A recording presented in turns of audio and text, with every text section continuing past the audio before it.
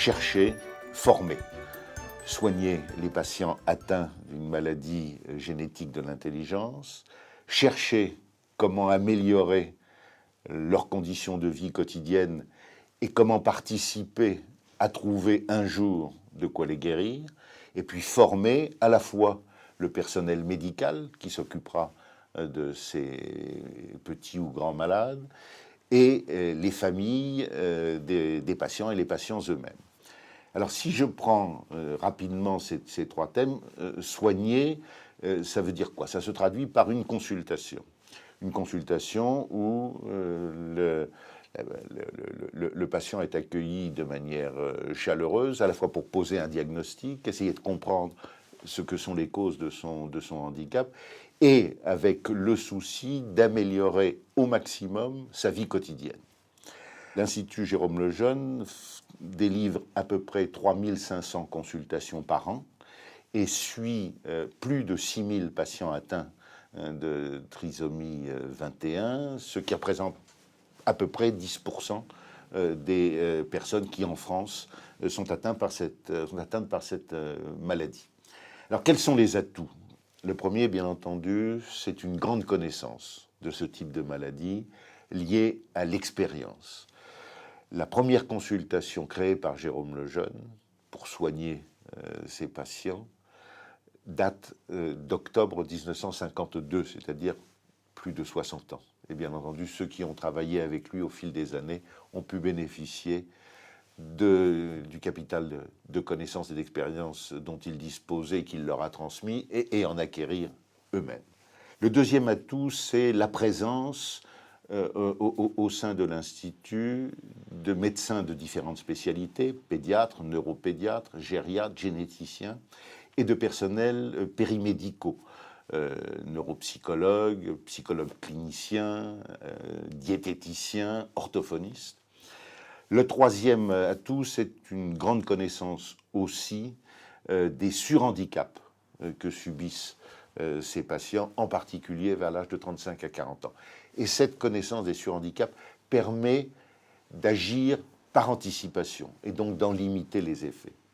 Et puis le quatrième atout, c'est le capital de confiance qui s'est établi au fil des années entre les patients et leurs familles et l'Institut, grâce à la compétence et au dévouement de ses équipes, grâce aussi à la qualité de l'accueil réservé à ces malades qui sont suivis et pris en charge depuis leur première consultation tout au long de leur vie s'ils le souhaitent. Voilà, je crois, les quatre atouts dont bénéficie l'Institut et qui permettent de disposer je dirais presque de ce capital de confiance et de patients qui font confiance et qui permettent à l'Institut de développer sa deuxième mission, qui est celui de la recherche.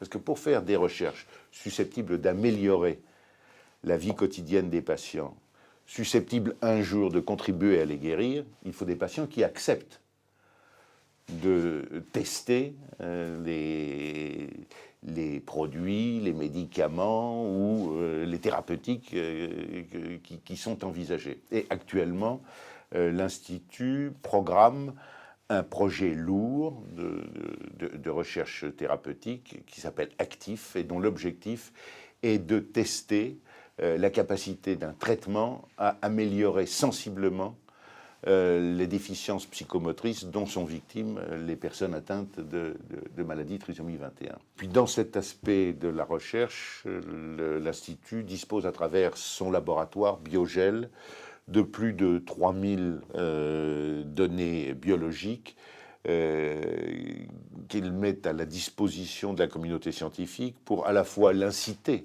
à mener des recherches et soutenir les recherches qui sont entreprises à travers le monde sur ce type de maladie.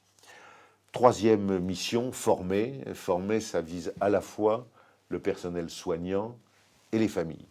Le personnel soignant à travers des conventions de partenariat qui existent entre l'Institut et plusieurs facultés de médecine, à Lyon, à Paris, à Rennes, à Montpellier, qui permettent de sensibiliser les futurs médecins et éventuellement de susciter des vocations pour s'occuper spécifiquement au cours de leur carrière de ces personnes victimes de maladies de l'intelligence. Et puis former les patients et les familles à ce qu'il faut faire, à ce qu'il ne faut pas faire, à travers articles, conférences, et puis un guide qui a été établi spécifiquement pour les familles, puisque une famille qui accueille un petit garçon ou une petite fille atteinte de trisomie 21, ça concerne bien entendu cette personne, mais ça concerne aussi son papa et sa maman, et ça concerne ses frères et sœurs, pour s'assurer que cet enfant